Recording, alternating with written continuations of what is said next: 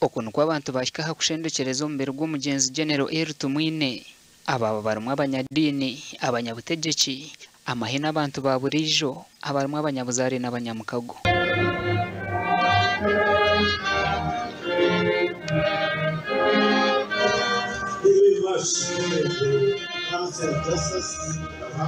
Omugenzi General Elly Tumwine bengi bamugambaho ebitarikushushana bitu byona byegamiraho obumanzi obwabiraine.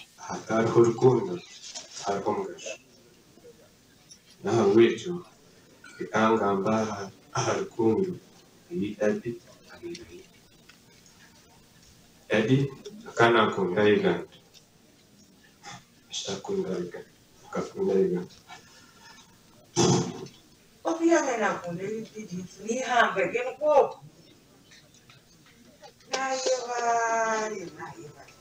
nanga singa kyokukozesa akakiteera kyakwera.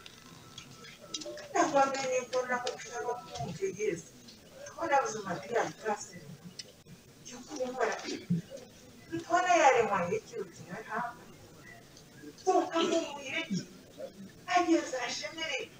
Abo Daddy yashobeize nyenda kubashaba okusaasirwa kandi nimwe abamushobeize akabasaasira. And I want to tell this to my family and our siblings. Now bakwija kutushoba. Tuzakwasasira. Tuzakwasasira.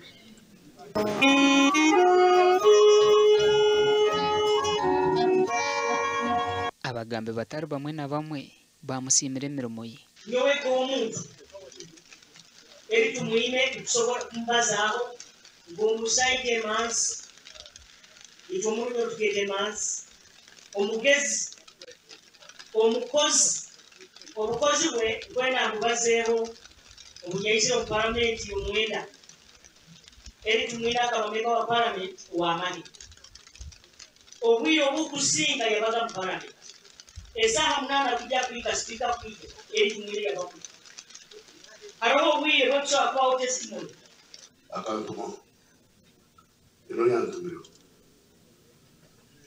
ero nshweraba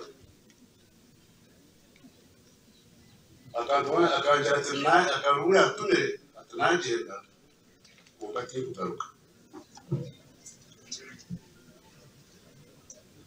ataza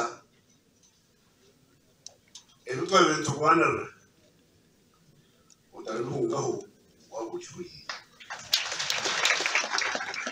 Rero bakabanza kumvuka umuntu yanako kaba kumva ntanga genda ngo amanyize urushubonosha yarekamo mityo atarigiho yatwaro yafu.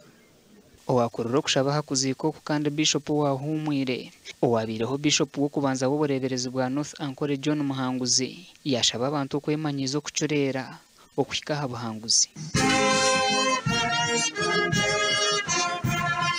Nabwanyuma omubiri gw'omugenzi gwatwarwa omu maka g'entuura.